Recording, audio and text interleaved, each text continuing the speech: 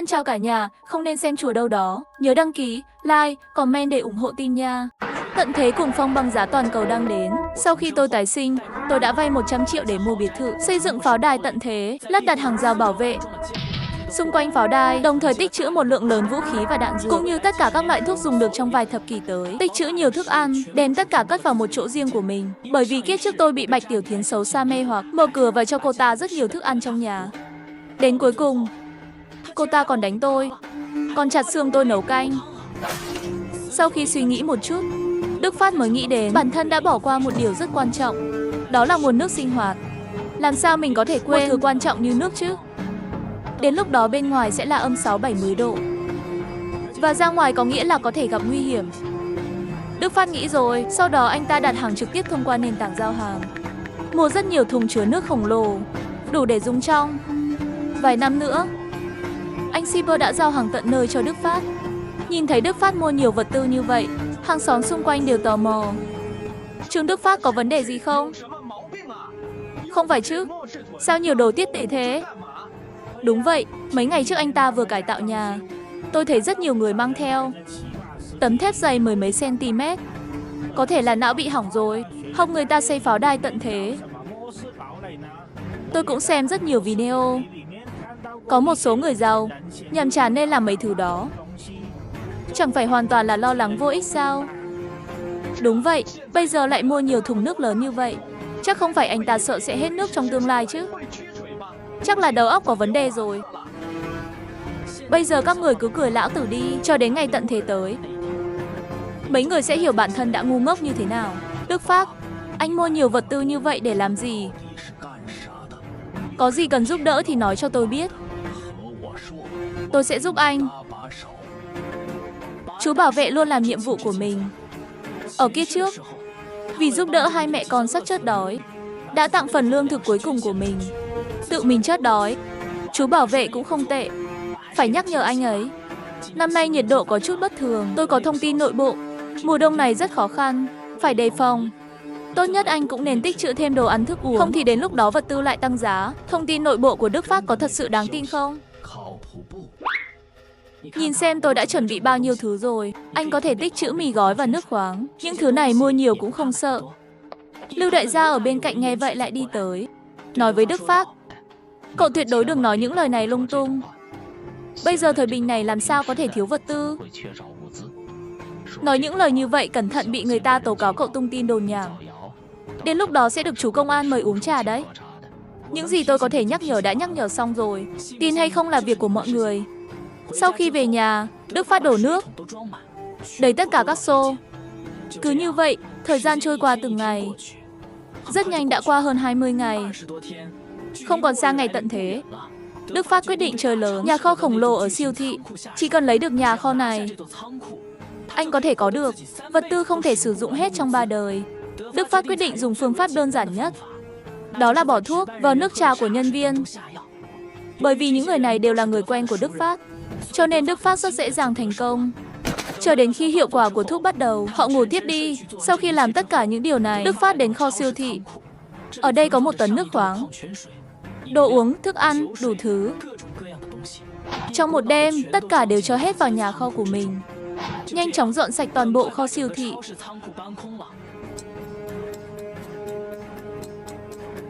Quản lý, có chuyện lớn rồi. Dậy đi, có chuyện gì vậy? Có chuyện gì vậy? Có chuyện lạ. Nhà kho của chúng ta đã bị mất sạch chỉ sau một đêm. Chuyện gì đã xảy ra vậy? Tại sao tất cả các vật tư trong nhà kho đều biến mất? Đúng vậy, vật tư bên trong nhà kho này ít nhất cũng trị giá hàng chục tỷ. Cho dù là dùng xe tải lớn, cũng phải mấy ngày mới có thể kéo xong. Dù sao mọi thứ trong nháy mắt đều không còn nữa, khiến những người vừa mới tỉnh đều im lặng. Mọi người đều làm ca đêm, buổi tối ngủ quên cũng là chuyện thường xảy ra. Chuyện này thật kỳ lạ. Chúng ta không giải quyết được, hay là gọi điện thoại thông báo cho người ở trên đi. Mặc dù mọi người đều rất lo lắng, nhưng cũng không quá sợ hãi. Dù sao mọi chuyện càng lớn, trách nhiệm cũng càng lớn. Mọi người đều gật đầu đồng ý. Gọi ngay, thông báo cho quản lý kho hàng biết chuyện này. Sau khi người quản lý nghe được tin tức, cả người đều hoảng hốt. Thậm chí còn tưởng rằng Đức Phát đang đùa với cô ta, và Đức Phát giả vờ như không biết gì cả. Dù sao hàng chục tỷ vật tư, tất cả đều vào trong không gian của anh. Cuối cùng, ngày đó đã đến. Chỉ vài phút sau, bầu trời bên ngoài bắt đầu nổi lên những bông tuyết dày đặc. Ban đầu bông tuyết chỉ to bằng cái móng tay, nhưng chưa đầy 2 phút sau, bắt đầu có tuyết rơi. Gió ngoài cửa sổ bắt đầu gào thét. Tuyết bên ngoài dường như chỉ trong nháy mắt trở nên rất đáng sợ. Trên cả thành phố, đột nhiên xuất hiện tuyết rơi dày đặc trên bầu trời. Nhiệt độ xuống đến âm 20 độ. Nhìn lại bên ngoài, những bông tuyết đã nhấn chìm cả thành phố. Trong lòng Đức Phát yên tâm hơn rất nhiều. Ngay lúc này, cô gái đào mỏ của Đức Phát, bạn gái cũ Bạch Tiểu Thiến gọi điện. Cô đã chia tay với tôi. Gọi tôi làm gì? Đức Phát, hôm nay bên ngoài lạnh quá. Trước đây anh tích trữ vật tư, có phải biết trước sẽ như này đúng không? Tôi chỉ nghe bạn bè nói thôi. Thảo nào anh tích trữ nhiều đồ thế. Đức Phát, anh cũng thật là... Loại chuyện này cũng không nói trước với em một chút. Làm em bị như bây giờ.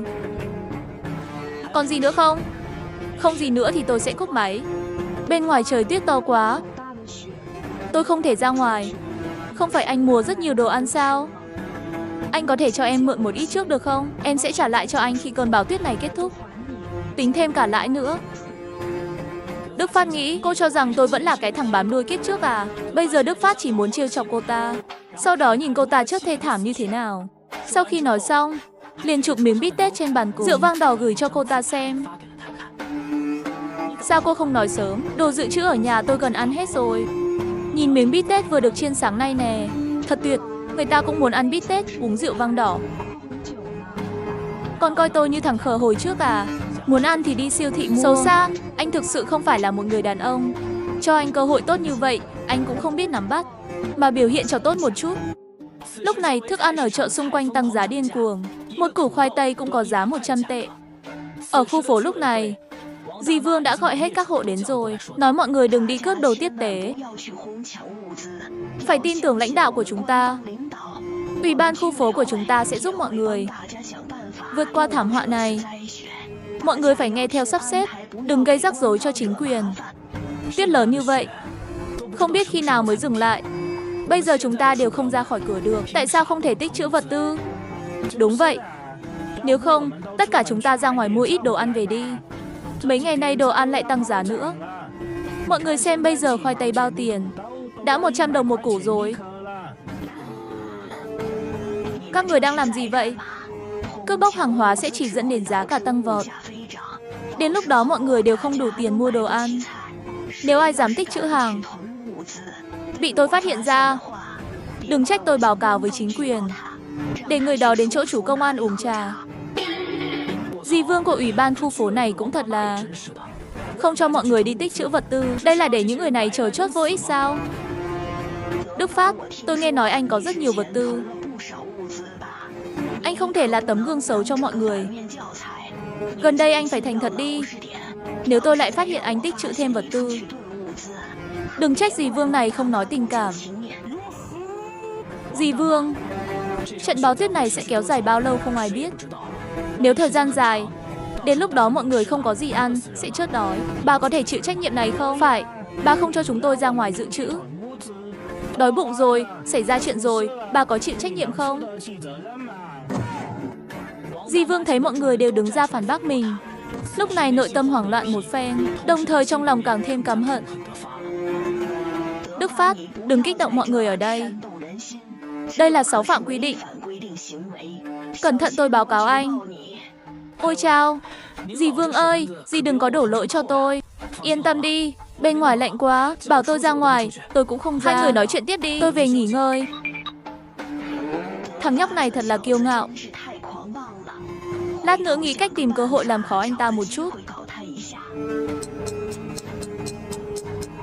Dì Vương là một người hay ghi thù hận. Sáng sớm lại gọi các chủ hộ tới, chắc chắn không có gì tốt. Đức Phát, bây giờ các con đường bên ngoài đều bị tuyết dày phong tỏa. Lát nữa anh dẫn một vài người ra dọn tuyết đi. Dọn dẹp đường đi. Quét tuyết.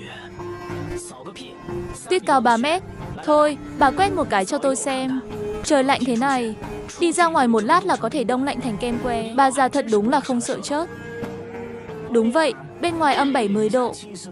Sau khi ra ngoài chắc sẽ bị tê cóng. Chúng tôi không phải là người Đông Bắc, không có thiết bị chống lạnh tốt. Làm sao ra được? Thái độ của các anh là gì?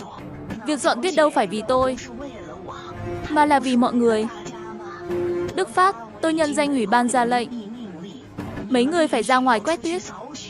Nếu không, sau thảm họa này, tôi sẽ báo cáo mấy người với chính quyền. Nếu là vì lợi ích của mọi người, dì Vương và những người trong ủy ban khu phố nên dẫn đầu đi quét tuyết mới đúng. Hơn nữa, nếu nói là trẻ trung và khỏe mạnh, tại sao bà chỉ gọi chúng tôi? Bà nghĩ chúng tôi dễ bắt nạt đúng không? Những người giàu có và phú nhị đại thì không thấy bà gọi đến. Sao? Nhắc tới mấy người đó thì bà im hả? Sao bà không đi tìm những kẻ đó? Cùng mấy tên đầu đường xó chợ như Lý Phú Quý đi quét tuyết nhỉ? Tôi nghĩ cho mọi người. Mà lại có một số người mặc cả từng tí, không có chút cống hiến nào. Quả thực là vết nhơ của khu phố chúng ta. Tôi không có bên nặng bên khinh ai cả. Chỉ là không cần thiết phải gọi từng người một. Hy vọng mọi người hiểu rõ. Đừng tự tin rắc rối mà không có lý do. Ôi dào, bà Vương nói nghe dễ nhỉ. Bà có bản lĩnh thì đi gọi Ngô Thiên Bá và Lý Phú Quý đến đây để quét tuyết đi. Dì Vương bị làm cho khó xử, đành phải gọi điện thoại. Bà ta rất lịch sự. Xin chào, tôi là dì Vương của ủy ban khu phố. Hy vọng anh có thể mang theo dụng cụ cùng đi ra ngoài quét tuyết. Quét tuyết? Quét cái đầu bà ấy. Bà có mù không?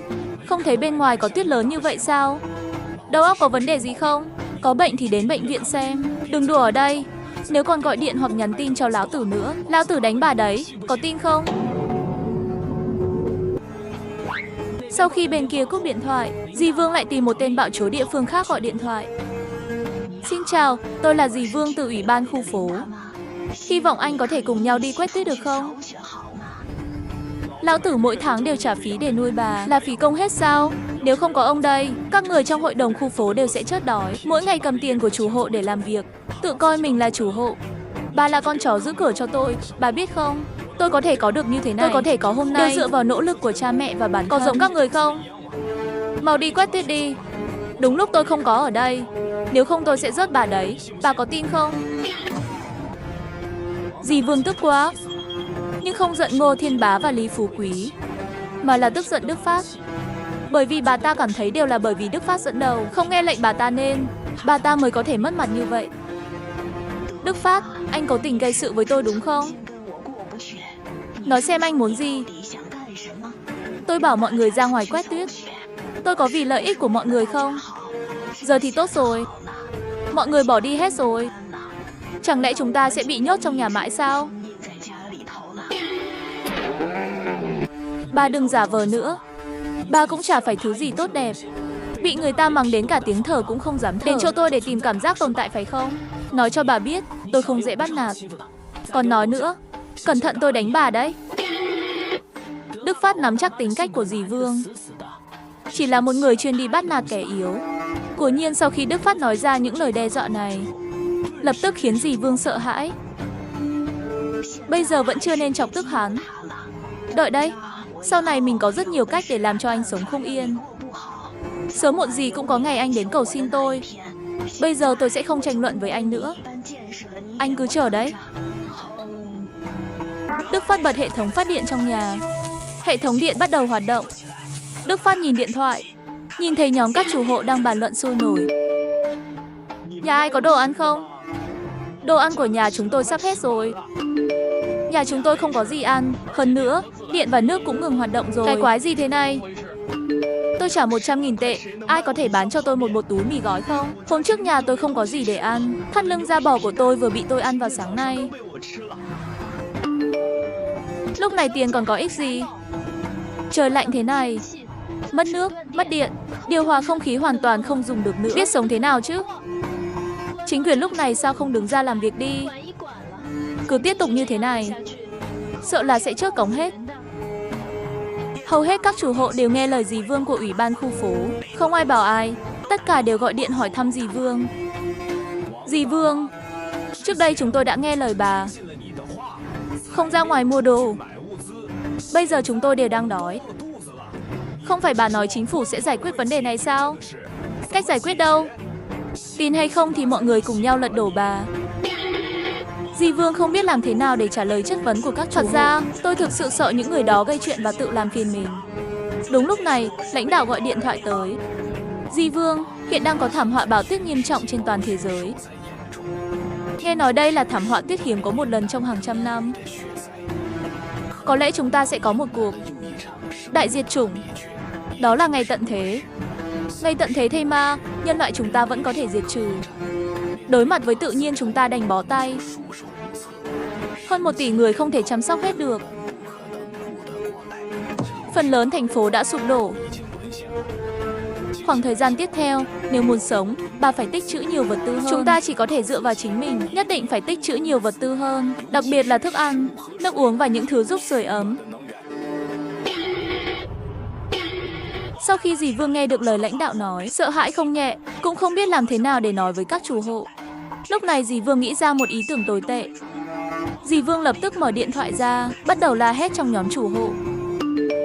Các chủ hộ, thảm họa chỉ là tạm thời. Thời tiết bên ngoài quá lạnh. Mất nước và mất điện cũng không có gì lạ. Chính quyền đã tìm người đi sửa rồi. Trong thời gian đặc biệt này, mọi người, từ bây giờ, hội đồng khu phố sẽ thu thập vật tư của mỗi hộ gia đình, sau đó thống nhất phân phối cho mọi người. Đức Phát cầm điện thoại, nhìn tin nhắn của dì Vương trong nhóm cư dân. Trước khi tái sinh, dì Vương dùng cách này lừa rất nhiều vật tư từ tay người khác, làm nhiều chuyện xấu. Có lần tôi thấy một cô gái vì muốn ăn một gói mì gói mà để một vài người đàn ông làm bất cứ điều gì, cuối cùng khóc cạn nước mắt mà chết. Dì Vương đang đi từ nhà này sang nhà khác thu thập vật tư. Sẽ luôn có một số người nhút nhát, bởi vì sợ hãi mà nghe theo lời của dì Vương, đưa vật tư cho bà ta. Cũng có một số người mạnh mẽ là không cho bà ta. Dì Vương, bà xem bên ngoài tuyết rơi dày 3 mét. Không thể ra ngoài được. Đồ ăn của mỗi nhà đều không đủ ăn. Bà còn đi thu thập lại và phân phối thống nhất. Bà làm vậy có đúng không? Dám đòi vật tư của tôi sẽ đánh nhau với bà. Thử đi. Lại đây.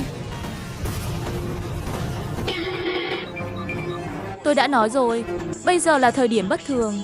Đương nhiên phải dùng biện pháp đặc biệt. Yên tâm đi, bão tuyết sẽ sớm qua thôi. Cứ để mọi người tích trữ đồ trước đã. Chỉ cần phân phối lại thôi. Những lúc như thế này, nhiều người không có đồ ăn. Mọi người ích kỷ như vậy sao? Không có vật tư chắc chắn sẽ ủng hộ dì Vương. Những người có vật tư chắc chắn sẽ không. Nhân loại vẫn luôn như vậy. Dì Vương thấy vật tư bên này không lấy được, quay đầu liền gọi điện thoại cho Đức Phát. Đức Phát, chắc anh có nhiều đồ dự trữ lắm. Tôi nhớ, lần trước anh đã mua một xe lớn vật tư. Bây giờ mọi người đều thiếu đồ dùng. Đã đến lúc anh phát huy tinh thần rồi, yên tâm đi. Mọi người chắc chắn sẽ nhớ ơn anh. Đời trước, mọi người không ngờ được mức độ nghiêm trọng của thảm họa này. Một vài người có nhiều vật tư đã lấy vật tư ra, hỗ trợ dì Vương. Bà ta không những không biết ơn, thấy những người đó trong nhà còn nhiều vật tư rất chớt, cướp hết đồ ăn. Dì Vương này đúng là một bà già đáng ghét. Thật không may, đồ của nhà chúng tôi cũng đã ăn hết rồi. Ngay tận thế nhà ai có nhiều vật tư như vậy. Nếu không thì dì Vương, bà thu thập được vật tư thì làm ơn chia cho tôi một phần đi. Đức Phát, tôi nói chuyện anh không hiểu phải không? Anh đùa ai vậy? Chắc chắn anh còn có rất nhiều thứ trong nhà. Anh đã mua mấy xe vật tư, sao có thể ăn hết được? Tôi không tin. Nói cho anh biết, đây cũng là ý của phía trên đó. Hãy thành thật khai báo mọi thứ ở nhà, gửi cho tôi đi. Thật sự không nói dối bà, nhà tôi không còn gì cả. Dì Vương, nếu không thì bà tặng tôi mấy gói mì đi, tôi sẽ nhớ ơn bà. Là thành viên của ủy ban khu phố, bà không thể không tiên phong. Đâu nhỉ? Hừ, Đức Phát, anh nghĩ tôi đang lấy việc công làm việc tư à? Tôi nói cho anh hay, tôi đang đại diện cho chính quyền. Anh từ chối giao vật tư trong tay là đang đối đầu với chính quyền. Sau này anh nhất định sẽ bị chính quyền xử lý. Ô, bà còn đại diện cho chính quyền à? Cho bà một cái lông gà, bà lại coi tôi nó hỏi như bà tên. Bà có lệnh không? Có không? Có không? Một cái cũng không có nhỉ? Bà chỉ là quản lý nhỏ của ủy ban khu phố thôi. Dịch vụ cộng đồng, hiểu không? Lại còn dùng chính quyền để ép tôi. Bà cứ làm bất cứ điều gì bà muốn. Tiểu ra đây cái gì cũng sợ, chỉ không sợ bà già như bà thôi. Có gan thì đến tìm tôi xin nhé, tôi sẽ đợi bà ở nhà.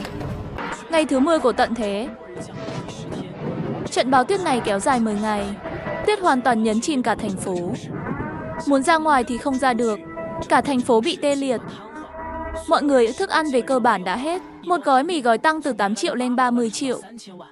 Lúc này ở chỗ bạn gái cũ Bạch Tiểu Thiến, đồ ăn cơ bản đã hết. Cô ta buồn bã nói với bạn thân, Tố Tố, thức ăn nhà chúng ta sắp hết rồi. Phải làm sao đây? Cứ tiếp tục như vậy chúng ta sẽ chết đói. Cô nói hai chúng ta trông đẹp như vậy. Chỉ cần một chút thủ đoạn, chắc chắn sẽ có đàn ông yêu chúng ta. Đến lúc đó, vật tư không phải là muốn bao nhiêu có bao nhiêu sao? Tố Tố, cô có ngốc không? Bây giờ mọi người không có gì ăn được nữa. Cho dù họ có động lòng với chúng ta, bây giờ một gói mì gói giá hàng chục triệu, tuyệt đối không dễ dàng đưa vật tư cho chúng ta. Bây giờ lại không ra ngoài được, ngay cả khi chúng ta tự đưa đến cửa cho họ làm gì. Bọn họ sợ là đều có lòng mà không có sức. Đúng rồi, Thiến Thiến, có phải cô đã quên mất Đức Phát rồi không? Hamon, anh ta cũng xứng đáng sao? Lần trước tôi tốt bụng tìm anh ấy, thái độ của anh ấy đối với tôi. Trừ phi bây giờ anh ta tới đây quỳ 3 ngày 3 đêm. Xin tôi tha thứ, nếu không, tôi tuyệt đối sẽ không tha thứ cho anh ta. Sau 3 ngày bị đói, Bạch Tiểu Thiến cuối cùng không chịu nổi, lúc này đều xác chót đói rồi, còn muốn mặt mũi gì nữa. Cầm điện thoại gọi cho Đức Phát. Anh à, mấy ngày nay anh không tìm người ta nhớ anh lắm. Không phải là mấy ngày trước nói anh vài câu thôi sao? Em bé biết sai rồi. Anh Đức Phát, anh có thể tha thứ cho em bé không? Được không? Bạch Tiểu Thiến là ả trà xanh ghê gớm, thực sự diễn rất tròn vai. Nhưng cô gái này, nếu không phải vì cô ta là một người phụ nữ độc ác, đời trước còn rớt tôi, thì tôi thật sự muốn đưa đồ cho cô ta rồi. Cô ổn chứ? Có phải uống nhầm thuốc không? Thật không may, gần đây tôi không được khỏe, không có thời gian xem điện thoại. Bệnh rồi. Anh Đức Phát, anh ổn chứ? Nhất định phải chú ý giữ ấm. Anh bị lạnh, người ta sẽ đau lòng lắm. Không phải là bị nhiễm lạnh, tôi đang nói về việc bị nóng. Đừng có đua. Bên ngoài âm 50 đến 60 độ, trời lạnh như vậy làm sao có thể nóng được. Trong nhà tôi có lò sưởi, không có cảm giác gì cả. Em không biết đâu, đốt lên trong nhà nóng bức khó chịu lắm. Có lẽ mấy hôm trước ngủ cạnh lò sưởi, không cẩn thận bị bệnh rồi. Đức Phát nói xong, chụp ảnh lò sưởi. Lại cố tình chụp cả một số thức ăn trên bàn, gửi cho Bạch Tiểu Thiến. Ôi chúa ơi, bức ảnh này không phải là ảnh của thiên đàng đúng không? Môi trường này cộng với rất nhiều thức ăn, đó là thiên đường. Bạch Tiểu Thiến nhằm xác nhận, lập tức gọi điện thoại video cho Đức Phát. Là thật hay giả, nhìn một cái là biết rồi. Kết nối video, cô ta nhìn thấy núi thức ăn trong nhà Đức Phát và biệt thự ấm áp dễ chịu. Nó giống như nhìn thấy thiên đường. Mấy người thế nào rồi? Xem các cô đều gầy rồi, cuối cùng giảm cân thành công rồi, chúc mừng. Bạch Tiểu Thiến và bạn thân của cô ấy trong lòng thật sự muốn mắng chửi. Họ muốn giảm cân. Tất cả đều là vì đó đấy. Bạch Tiểu Thiến lập tức thay đổi thái độ nói, anh Đức Phát, anh thật sự rất giỏi. Ở nhà thật sự rất nhiều đồ ăn ngon. Bây giờ mọi người đều không có gì ăn được. Anh Đức Phát, bây giờ anh có rất nhiều vật tư, lại sống trong biệt thự lớn. Người ta ghen tị quá. Này tính là gì chứ? Đối với tôi, đây chỉ là chuyện nhỏ.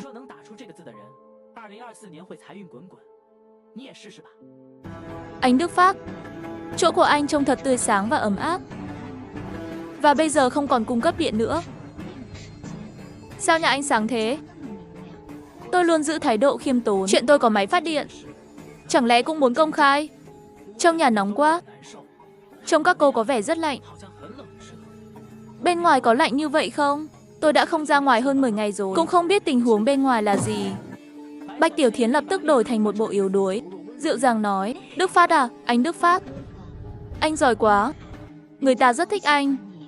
Anh có thể cho em đến nhà anh vài ngày được không? Lâu rồi không gặp anh. Thiến Thiến nhớ anh quá.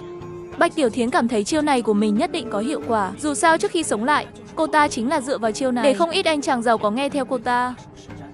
Hơn nữa Đức Phát cũng từng theo đuổi cô ta. Trước đây mỗi lần mời cô ta đến nhà, cô đều kiếm rất nhiều lý do. Nào là chưa sẵn sàng để mối quan hệ tiến xa hơn. Tôi nghĩ cô nói đúng. Chúng ta đâu có liên quan gì, nên giữ khoảng cách. Tôi đồng ý với đề nghị của cô. Anh Đức Phát, người ta như vậy là để tạo cảm giác thần bí mà. Đức Phát cứ coi như em sai rồi đi. Người ta bây giờ sẽ đi qua bồi thường cho anh. Không được thì người ta đổi sang váy ngắn. Để anh làm bất cứ điều gì anh muốn, không được sao? Không được. Chúng ta không phải là người yêu. Cô nam của nữ cùng một phòng. Chuyển ra ngoài tôi biết sống sao? Vì để bớt xấu hổ. Xin lỗi, tôi từ chối. Bạch Tiểu Thiến gần như bị câu này của Đức Phát làm choáng váng. Nhưng đã đói bụng 3 ngày rồi, không quan tâm đến mặt mũi gì nữa. Anh Đức Phát, thực ra người ta luôn âm thầm thích anh. Bạn trai và bạn gái hay gì đó, sau này cũng không phải là không thể cân nhắc. Anh nói làm gì thì người ta làm đó. Thiến Thiến đều nghe lệnh của anh, được không? Trà xanh giỏi nhất cũng không phải ai muốn làm là có thể làm được. Hành động này, người bình thường không có 10 năm công lực tuyệt đối không làm được. Bạch Tiểu Thiến, có phải cô hiểu lầm gì không? Tôi thừa nhận đã có một thời gian, chúng ta có quan hệ tốt. Nhưng cô không nghĩ là tôi sẽ thích cô chứ? Gì cơ, anh Đức Phát? Ý anh là sao? Trước đây không phải anh thích em nhất sao? Đừng hiểu lầm, tôi thừa nhận cô có chút xinh đẹp. Mọi người chỉ chơi chơi thôi. Tại sao phải nghiêm túc? Cùng lắm thì chơi bời vài bữa thôi. Với điều kiện của tôi, bây giờ muốn tìm một cô bạn gái có nhan sắc, có vóc dáng, chỉ cần một câu nói của tôi cũng có thể tới cả tá. Cô có tin không? Thối tha. Đừng quá đáng. Được rồi. Cô cũng đừng có giả vờ ngây thơ trước mặt tôi. Đã nhìn thấu nó từ lâu rồi. Không phải cô chỉ là một cô gái đào mỏ sao? Làm phụ nữ giàu có mỗi ngày. Cô cho rằng người giàu đều là kẻ ngốc sao? Nói cho cô biết thêm một điều nữa. Trong giới đều biết rõ rồi. Hôm nay đi cùng Lưu Thiếu, ngày mai đi đuổi theo Đỗ Thiếu. Ngay cả cha của Đỗ Thiếu, cô cũng không bỏ qua. Họ chỉ chơi với cô vài ngày thôi. Cô thực sự nghĩ rằng cô có thể làm thiếu phu nhân nhà giàu. Cô biết sao? Họ gọi cô là gì không? Xe buýt công cộng. Đức Phát thối tha, im đi. Không phải tôi chỉ nói một chút sự thật sao? Cô vội gì? Tôi nói sai à? Đức Phát không cho Bạch Tiểu Thiến cơ hội phản bác. Ngắt điện thoại ngay. Thằng chớt tiệt này. Anh là cái gì mà cũng dám mắng tôi? Là xe buýt. Nếu không phải bây giờ là tận thế. Đến lau giày cho bà đây, anh cũng không xứng đâu. Tận thế ngày thứ 15. Thiếu thực phẩm nghiêm trọng. Giá của vật tư đã trở thành con số thiên văn. Tiền bạc không còn giá trị gì nữa. Lúc này, Phú Nhị Đại Ngô Bá Thiên mất đi lý trí, bắt đầu đối xử tàn bạo với người khác. Rất nhiều người không hợp tác đều bị đánh chớt, thi thể bị cất giữ như thức ăn. Lúc này Ngô Bá Thiên cầm điện thoại di động lên và hét to trong nhóm chủ hộ. Mọi người trong nhóm còn có thể thở đều nghe đây. Ngoan ngoãn giao vật tư trong tay ra. Tôi cũng không muốn giết người. Bây giờ ngày tận thế đã đến, tôi cũng bất đắc dĩ. Miễn là tất cả các người hợp tác, tôi đảm bảo mọi người sẽ an toàn. Nếu không hợp tác thì đừng trách người của tôi vô tâm. Cố nhiên cái gì đến sẽ đến. Mặc dù mọi người đều sợ hãi Ngô Bá Thiên, tất cả đều đóng cửa. Nhưng bây giờ đã ngưng nước. Nếu không ra ngoài đào tuyết lấy nước, họ sẽ chết khát. Lúc này không chịu được khát, Lưu Tư Tư chuẩn bị tận dụng buổi tối, mở cửa ra, xuống lầu lấy nước. Kết quả bị người của Ngô Bá Thiên bắt gặp ngay. Chị ơi, chị đi đâu vậy? Các anh em đã kìm nén hơn 10 ngày rồi, sắp không chịu nổi nữa rồi. Hãy chút bầu tâm sự cho các anh em nhé. Ai nói không phải chứ? Cô gái nhỏ này trông cũng ổn đấy. Mấy anh em, ai đến trước? Lưu Tư Tư thấy vậy lập tức chạy về nhà, nhanh chóng đóng cửa lại. Sợ hãi cầm điện thoại lên, gửi video cầu cứu vào nhóm chủ hộ. Mọi người đến cứu tôi. Người của Ngô Bá Thiên đang đập cửa nhà tôi. Làm ơn, cứu tôi, nếu không chúng sẽ giết tôi. Nếu tôi chết, tiếp theo sẽ là các người. Lúc này chúng tôi cũng không có cách nào. Cô nhất định phải giữ vững, nếu không họ vào. Bọn họ nhiều người như vậy mà làm, sẽ làm chết cô đấy. Nếu không thì, cô này, tôi sẽ cho cô một ý tưởng. Khi cô bị họ làm gì đó, cô hãy kẹp chết một tên. Dù sao cũng phải chết. Tốt hơn là kéo một người theo làm bạn, cũng coi như là làm chuyện tốt cho mọi người. Không đợi người đó nói xong, cửa phòng liền bị một cước đá mở ra. Từng người một đói khát không chịu nổi, giống như sói đói, vô lấy Lưu Tư Tư. Đức Phát, đám Ngô Bá Thiên bên ngoài đáng sợ quá. Đêm qua Lưu Tư Tư đã bị thủ hạ của hắn hãm hiếp. Sau khi làm điều đó với cô ấy, họ đã đánh chết cô ấy. Sớm muộn gì họ cũng sẽ tấn công chúng ta. Tất cả chúng ta phải đoàn kết. Không sao, như này thì có vấn đề gì chứ? Tôi cũng không sợ, chỉ với mấy người như Họa. Có thể làm tổn thương tôi sao? Nhưng chúng có súng, và anh chỉ có một mình. Có 5-6 người bọn họ. Vì vậy, bây giờ anh cũng rất không an toàn. Có súng có đáng sợ không? Tôi muốn biết mấy người nghĩ sao. Thật quá nguy hiểm khi mọi người sống tách biệt. Nên chúng tôi quyết định chuyển đến sống cùng nhau. Nhà của anh hẳn là nơi an toàn nhất hiện nay. Vì vậy, mọi người muốn chuyển đến nhà của anh, cùng nhau chống lại Ngô Bá Thiên. Các người tụ tập cùng nhau có ích gì? Chặn súng cho nhau. Đức Phát, nhà anh to lớn, hơn nữa cửa chống trộm đặc biệt chắc chắn. Ngoài ra còn có lưới điện rất thích hợp để chống lại Ngô Bá Thiên. Vì vậy, chúng tôi hy vọng có thể tham gia nhóm của chúng tôi. Mọi người cùng nhau chống lại Ngô Bá Thiên. Tôi không cần. Bây giờ tôi rất thoải mái khi ở một mình. Họ sẽ không động đến tôi đâu. Các người tìm chỗ khác đi. Mọi người đang gặp nguy hiểm. Đừng vô nhân đạo như vậy. Chúng ta chỉ có thể sống sót nếu mọi người ở bên nhau. Chỉ là do mái nhà của anh tiện lấy nước tuyết nên mọi người mới chọn nhà anh thôi. Anh nghĩ chúng tôi muốn lợi dụng anh sao? Thực ra, mọi người đang bảo vệ anh. Bảo vệ tôi chỉ dựa vào mấy người thôi hả? Sao anh lại nói thế? Bảo vệ tôi, các người có năng lực này không? Tôi thừa nhận là chúng tôi cần anh. Nhưng anh phải nghĩ thế này. Anh để chúng tôi đến nhà anh để trú ẩn. Anh có thể cứu sống 7-8 mạng người. Anh nỡ đứng nhìn chúng tôi bị Ngô Bá Thiên rất chót sao? Chúng ta đã là hàng xóm của nhau hơn 10 năm rồi. Bây giờ là lúc khó khăn. Có thể sống được hay không? Phải xem bản thân các người có bản lĩnh này không? Các người không có giá trị gì với tôi. Sao lại nói dối để tôi bảo vệ? Nói xong, Đức Phát trực tiếp thoát khỏi nhóm chủ hộ. Muốn gai anh à? Đâu có dễ. Lúc này, một số người trong nhóm chủ hộ đã tụ tập lại với nhau, định hợp lực. Trước đây đã đồng ý để hai người ở lại là vì mặt mũi của em trai tôi. Không phải cô nói cô có thể thuyết phục Đức Phát để chúng ta chuyển vào trong pháo đài của anh ta sao? Đức Phát hiện bây giờ căn bản không đồng ý. Chị Lưu, đồ dùng trong nhà Đức Phát thật sự rất nhiều.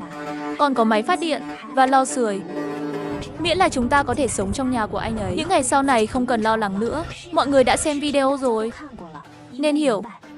Vật tư trong nhà của Đức Phát đủ cho tất cả chúng ta dùng trong nhiều năm. Miễn là chúng ta có thể sống trong đó. Không chỉ có thể chống lại Ngô Bá Thiên, mà còn có thể sống một cuộc sống tốt đẹp. Nhưng Đức Phát rất cứng rắn, không muốn chúng ta chuyển vào. Loại người này cũng quá ích kỷ, hoàn toàn không quan tâm đến cuộc sống của người khác. Đối với loại người này chúng ta cũng không cần khách khí. Dù sao thì anh ấy cũng chỉ có một mình. Chúng ta sẽ dùng một chút biện pháp khác. Đối với loại người chỉ nghĩ đến bản thân mình, không biết nghĩ cho người khác như này, dựa vào đâu mà anh ta lại có thể sống trong một ngôi nhà đẹp như vậy? Hơn nữa Đức Phát cũng không tốt lắm. Lần trước tôi đến nhà anh ta để lấy đồ, anh ta bảo tôi cút đi. Nhưng nghe Phú Cường nói, cửa sắt nhà anh ta rất chắc chắn. Còn có lưới điện, chúng ta không có vũ khí. Tỷ lệ thành công rất thấp. Không sao đâu, tôi từng học mở khóa chuyên nghiệp. Đã từng dùng một cái dây mở khóa của cả một khu phố. Người giang hồ gọi là Giang Nam thần mở khóa. Nhưng lưới điện trên cửa anh định giải quyết như thế nào? Tôi là thợ điện, có hơn 10 năm làm thợ điện. Đã đến lúc thể hiện sự chuyên nghiệp. Tôi sẽ tìm cách phá lưới điện. Đầu tiên tìm chỗ nối lưới điện, cắt dây nối ra là có thể tắt lưới điện. Đến lúc đó Giang Nam ra tay, dựa vào anh đấy. Hay lắm. Chỉ cần có thể mở được cửa sắt của nhà Đức Phát. Chúng ta nhiều người như vậy xông vào. Tóm anh ta lại, tài sản là của chúng ta. Sau khi vào cửa đừng rớt anh ta, nhốt vào nhà vệ sinh. Mỗi ngày cho anh ta ăn một chút để khỏi chớt. Ha ha ha ha ha ha ha ha ha ha ha ha ha. Được rồi. Đến lúc đó tôi chịu trách nhiệm đi giải quyết. Nếu tôi lấy cái này ra, họ nên đối phó như thế nào đây? Dám đánh chủ ý lên vật tư trong pháo đài của tôi. Muốn cậy cửa sắt vào lấy đồ. Các kết nối hẳn là cái này. Tôi đã cắt bỏ rồi. Giang Nam thần mở khóa. Anh tới xem đi. Chúng ta phải nhanh chóng. Chỉ có 10 phút để giải quyết mọi thứ. Nếu không, chúng ta sẽ bị chớp cóng. Anh ta bắt đầu đi tới mở khóa. Không phải anh nói đã cắt điện rồi sao? Sao lại vẫn còn có điện? Cứu tôi với. Giang Nam vừa chạm vào cửa sắt liền bị điện giật chớp. Thấy Giang Nam bị điện giật. Lúc này anh em của Giang Nam, Phú Cường không nhịn được nói. Đức Phát, anh là con quỷ đáng chớp. Trả lại Giang Nam cho tôi. Các người muốn phá cửa nhà tôi. Các người chính là muốn tìm chớp. Các người không muốn sống nữa sao? Tốt, tốt, tốt. Tôi sẽ thành toàn cho mấy người. Chúng tôi không muốn dùng bạo lực. Tôi muốn đến và nói chuyện với anh về việc ở chung. Sao anh có thể làm vậy? Anh còn ác độc hơn cả Ngô Bá Thiên. Anh là một con quỷ đáng ghét. Đừng nói nhảm nữa, rõ ràng là các người đến nhà tôi, muốn cướp pháo đài của tôi, đánh cũng đáng thôi. Còn có mặt mũi ở đây sổ gì? Làm sao anh có thể mặt mày nói ra điều đó? Chúng ta đều là hàng xóm tốt. Chỉ muốn thương lượng với anh thôi. Nhưng anh cũng rất quá đáng, trực tiếp đánh người ta. Giang Nam không có gì sai cả. Anh thật đáng ghét. Là chủ hộ, tôi mời các người đến sao? Anh nói anh đến đây để thương lượng với tôi. Không nói gì cả, trực tiếp tới cắt dây điện của tôi. Đây là cái mà anh gọi là thương lượng. Nói đi.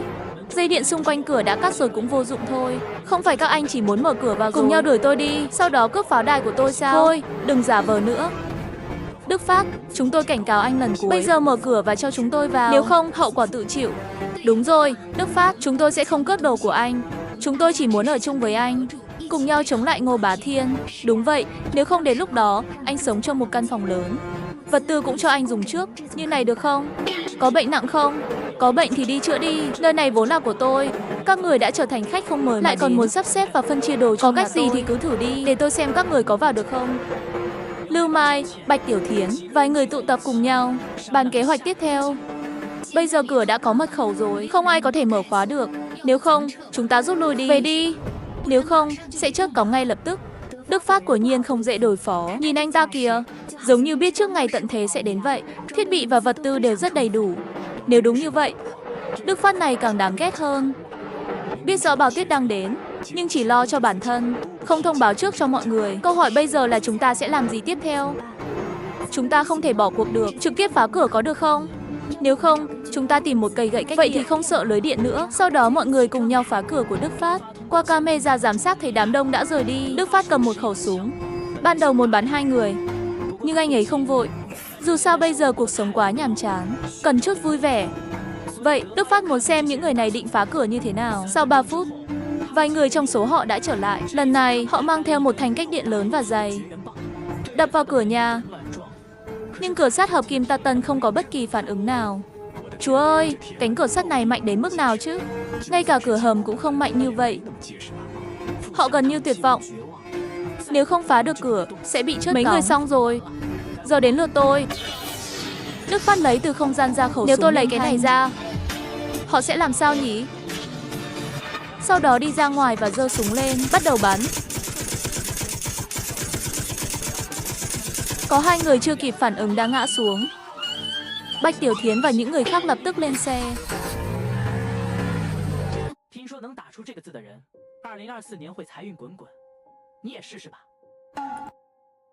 Tất cả đều tại cô làm hại. Không phải các người nói nhà anh ta chỉ có cửa và lưới điện sao? Sao lại có súng? Có thì thôi đi. Lại còn là súng liên thanh, có phải các cô biết trước? Cho nên mới chạy nhanh như vậy đúng không? Sao 2 cô vẫn còn sống?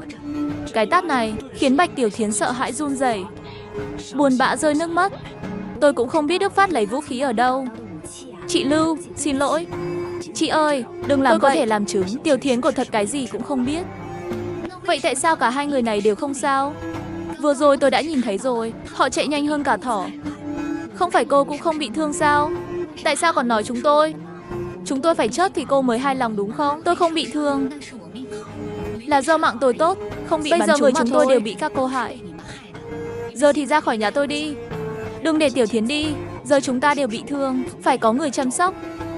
Lưu Mai nghĩ thầm, chỉ có thể nhờ bác sĩ Triệu đến xem. Bác sĩ Triệu, mạng sống của em trai tôi phụ thuộc vào cô. Làm ơn nhanh chóng chữa khỏi cho họ. Tôi dùng một gói mì tôm làm thù lao. Vết thương của họ quá nghiêm trọng, trừ khi có thiết bị và thuốc chuyên dụng. Nếu không, không có cách nào điều trị. Tôi chỉ có thể lấy viên đạn ra. Bác sĩ Triệu, cứ làm đi. Tôi tin cô sẽ cứu được em trai tôi. Trên viên đạn đều là vết rỉ sét, như vậy sẽ gây nhiễm trùng. Viên đạn đã được lấy ra rồi, nhưng thiếu thuốc chống viêm và kháng sinh có thể gây nhiễm trùng. Không bao lâu cũng sẽ chết thôi. Đức Phát, anh thật tàn nhẫn. Chắc chắn là anh ta cố ý. Sao anh ta có thể tàn nhẫn như vậy? Ngay cả khi chúng ta chiếm được pháo đài của anh ta, cũng sẽ không giết anh ta mà. Dù sao, nếu không có thuốc, chỉ lấy viên đạn ra thì vẫn sẽ có nguy hiểm lớn đến tính mạng. Đúng rồi, Bạch Tiểu Thiến đột nhiên nghĩ ra cái gì, vội vàng nói bên trong nhà Đức Phát có thuốc. Điều này có thật không? Nhà anh ta thật sự có thuốc sao? Đừng nói dối. Vì cô, nhiều người trong chúng tôi bị thương nặng. Tôi nhớ là khoảng 1 tháng trước.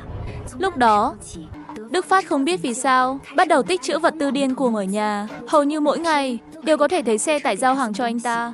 Một lần tôi nhìn thấy xe của công ty dược phẩm gửi cho anh ta hàng trăm hộp thuốc. Chắc chắn trong nhà anh ta có thuốc. Thuốc kháng sinh không phải là một loại thuốc hiếm.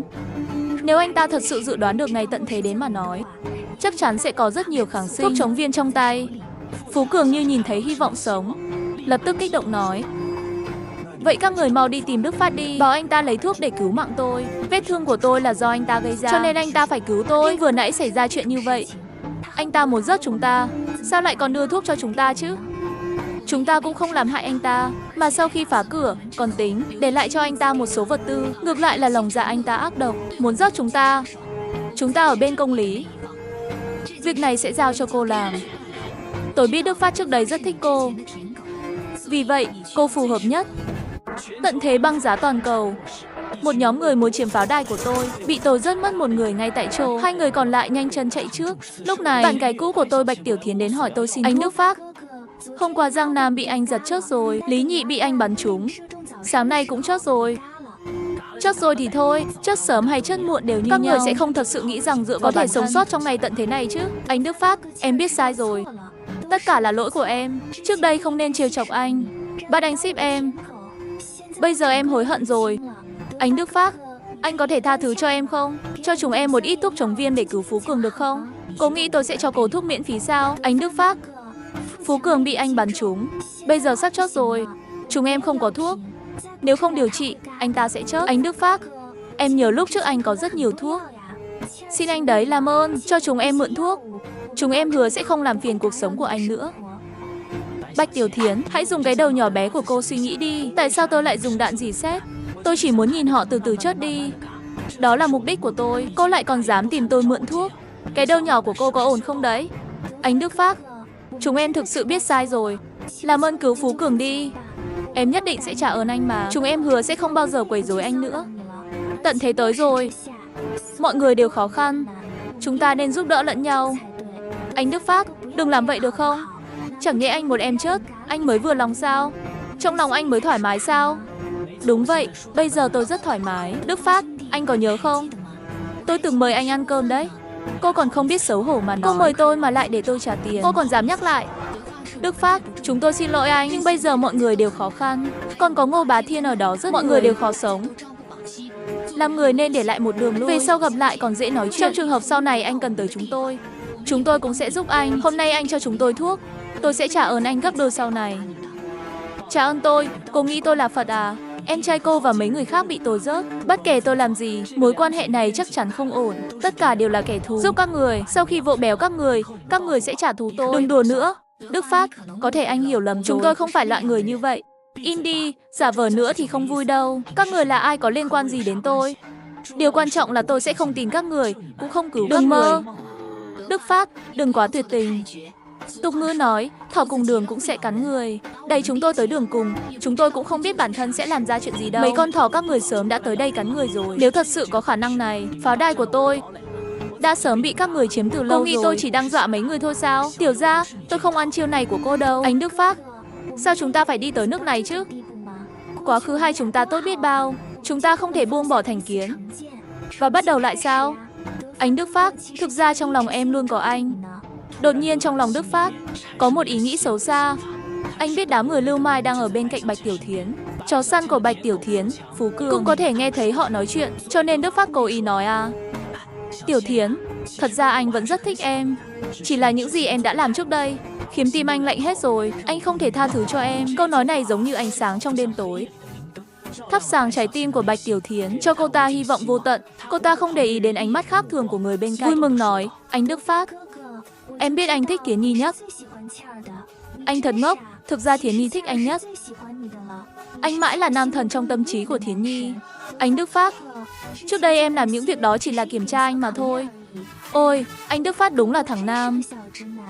Chỉ là xem không hiểu tâm tư của Thiến Nhi mà thôi. Mọi người nghĩ Bạch Tiểu Thiến thật sự có thể xử lý được Đức Phát, có cơ hội lấy được pháo đài và vật tư của anh ta, cho nên mọi người đều không nói chuyện. Anh Đức Phát, em rất muốn sống trong pháo đài của anh. Sau này em sẽ là người phụ nữ của anh. Anh muốn em làm gì? Muốn làm như nào? Thiến Nhi em đều nghe lời anh, được không? Anh Đức Phát thật tuyệt vời. Tiểu Thiến, mau tới đi, anh không đợi được. Lúc này, bạn thân của Bạch Tiểu Thiến, Lâm Tố Tố vội vàng nói. Tiểu Thiến đưa tôi đi cùng, nhất định phải mang theo tôi. Nhưng Tiểu Thiến, người duy nhất anh thích là em, cũng chỉ có thể chấp nhận một mình em đến đây. Còn những người xung quanh em thì sao? Tốt nhất em nên giữ khoảng cách với họ. Bây giờ là tận thế, mọi người đều khó sống. Đừng để những người đó đến kéo chân sau, ảnh hưởng đến cuộc sống của cả hai chúng ta. Em nói đúng không? Bạch Tiểu Thiến lúc này trong lòng hưng phấn không thể nói thành lời, đã quên bên cạnh còn có người, lập tức kích động nói được ạ.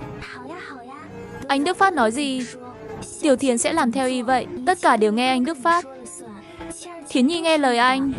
Vậy thì không có vấn đề gì nữa. Bây giờ em có thể đến đây, đừng quan tâm đến những người đó. Anh Đức Phát, em sẽ tới ngay. Nhớ mở cửa cho em sẽ tới ngay. Đám người Lưu Mai nhìn thấy Bạch Tiểu Thiến thật sự muốn bỏ lại bọn họ, tự mình đến chỗ Đức Phát để hưởng phúc. Lưu Mai lập tức ngăn cô ta lại. Tránh ra, đừng cản tôi đến nhà anh. Tôi chán ngấy những ngày tháng thiếu thốn như này rồi. Đồ khốn nạn, những người này đều là do cô làm hại. Muốn vỗ mông bỏ đi. Không có cửa đâu, Phú Cường. Nghe thấy Bạch Tiểu Thiến nói chị yêu Đức Phát, phải đi tìm Đức Phát. Càng buồn bã hơn, Tiểu Thiến, sao em có thể làm thế với anh?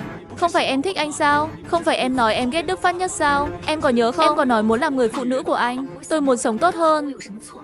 Ở bên anh chỉ là bất đắc dĩ. Đợi đến khi mọi người không còn gì để ăn, ngồi chờ chót sao? Chiếc giường lớn ở nhà Đức Phát rất lớn và thoải mái. Vật tư siêu nhiều, có ăn, có uống, có điện, ngoài ra còn có lò sưởi, không cần lo bị đông lạnh. Tôi chỉ muốn trở thành người phụ nữ của Đức Phát, có sai không? Phú Cường, anh là người tốt, luôn luôn tốt với tôi. Nhưng yêu một người là nên hy vọng cô ấy hạnh phúc. Mọi chuyện ổn chứ? Bạch Tiểu Thiến, cô nhất định muốn đi, chúng tôi không ngăn cản cô. Nhưng Đức Phát phải đưa thuốc tới để chuộc cô đi. Anh Đức Phát, anh đã nghe thấy rồi chứ? Họ thật xấu, không thả em đi. Hay là anh vì em mà đưa cho họ chút đi? Không được đâu, hiện nay thuốc rất khan hiếm. Làm sao anh có thể chắc chắn rằng họ không nói dối? Họ cũng có thể nói dối em. Nếu đưa cho họ, sau này chúng ta không còn để dùng nữa thì có lẽ họ lợi dụng em để mời anh qua. Sau này đây là đồ sinh tồn của hai chúng ta. Thiến Nhi, chúng ta không thể bị lừa. Đúng, anh Đức Phát, em hiểu những gì anh nói rồi. Đồ khốn, tránh ra, đừng cản tôi. Hai cô gái lập tức đánh nhau. Bạch Tiểu Thiến vì để có thể tới nhà Đức Phát, cô muốn đi. Đừng mơ tưởng nữa, Đức Phát, người anh thích đang ở trong tay chúng tôi. Nếu anh muốn cô ấy, đem thuốc tới đồi Bạch Tiểu Thiến. Không được, mấy người đông quá. Lúc tôi ra khỏi pháo đài, ai biết mấy người sẽ làm gì chứ? Không phải là anh không yêu em, anh cũng muốn đưa em cùng hưởng phúc, nhưng điều kiện không cho phép. Em đừng trách anh nhé. Không hổ là tình chị em cây khế. Khi thảm họa xảy ra thì bỏ rơi nhau. Lâm Tố Tố, cô đã nhìn thấu khuôn mặt thật của bản thân mình rồi. Đúng chứ, nếu cô muốn ở lại với chúng tôi thì phải để mắt tới cô ta, đừng để cô ta rời đi. Chị Lưu, sau này tôi sẽ nghe theo với Bạch Tiểu Thiến có khổ cùng chịu. Nếu muốn hưởng phúc, trừ phi mang theo tôi. Nếu không cô cũng đừng nghĩ, tôi tuyệt đối sẽ không để cô ta trốn thoát. Tận thế cuồng phong băng giá đến. Sau khi tôi tái sinh, tôi đã vay 100 triệu để xây dựng pháo đài tận thế, tích trữ một lượng lớn vật tư vào không gian của mình. Lưu Mai cướp đồ không thành công. Để trả thù tôi, đã gửi video hàng loạt vật tư trong nhà tôi, gửi đến nhóm chủ hộ. Mọi người xem đi, xem Đức Phát sống như thế nào, chúng ta sống như thế nào. Đây là video mấy ngày trước Đức Phát gửi. Loại người này chỉ quan tâm đến bản thân. Mọi người nói xem như thế công bằng sao? Tất cả chúng ta phải suy nghĩ xem làm thế nào để xử lý việc này.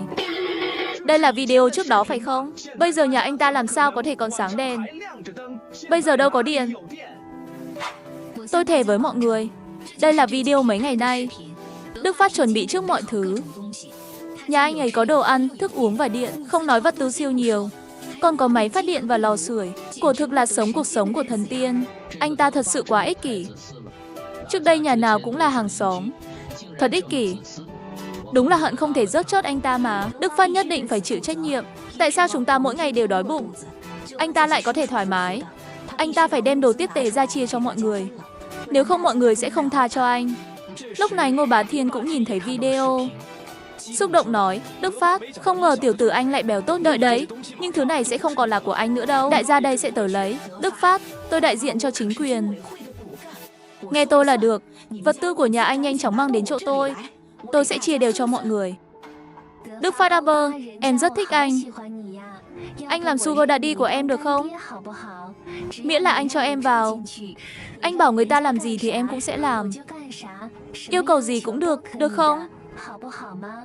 Chúng ta quen nhau sao? Tiểu gia tôi chưa bao giờ thiếu chó săn. Vậy tại sao tôi phải đưa đồ tiếp tế cho các người? Đức Phát tiên sinh, vật tư và thuốc men của nhà tôi đã hết rồi. Hy vọng nhận được sự giúp đỡ của anh. Như một lời cảm ơn, tôi có thể mãi mãi cung cấp cho bạn trợ giúp y tế.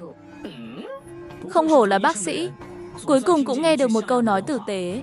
Tốt hơn nhiều so với những kẻ thảm hại đó. Bây giờ sức khỏe tôi rất tốt.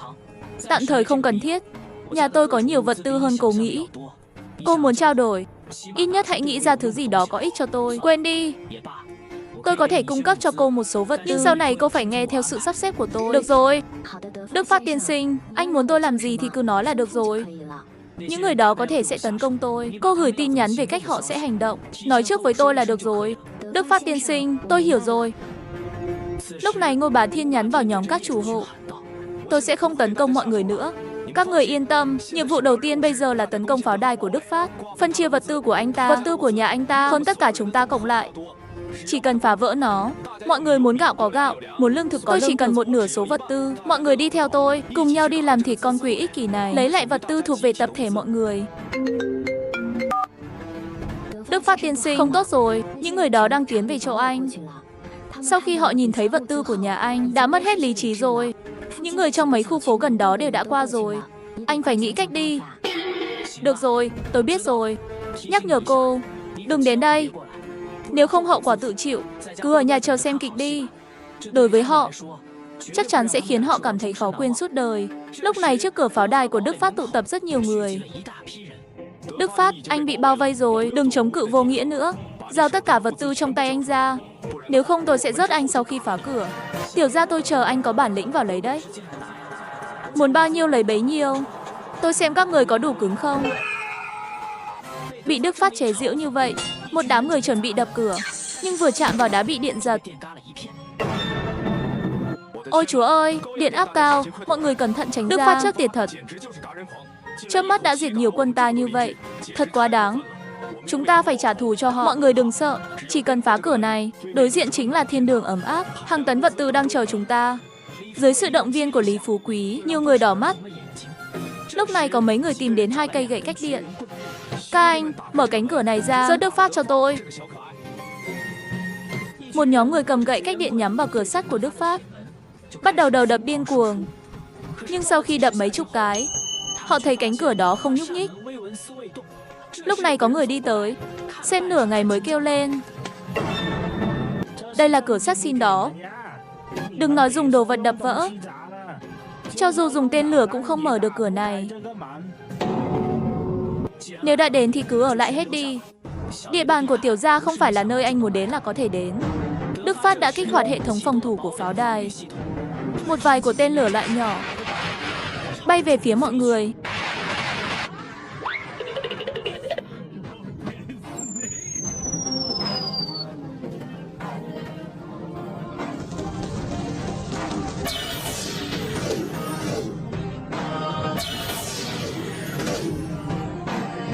Gây sự ở địa bàn của tôi, chắc chắn không tha. Xin chào mọi người, tôi là Đức Phát.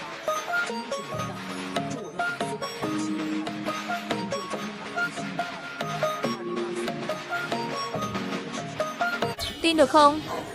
Người đàn ông này trong tận thế kỷ băng hà không chỉ chi 100 triệu để xây dựng pháo đài, còn tích trữ rất nhiều vật tư, tiêu diệt hết những người đã vây phá pháo đài của anh.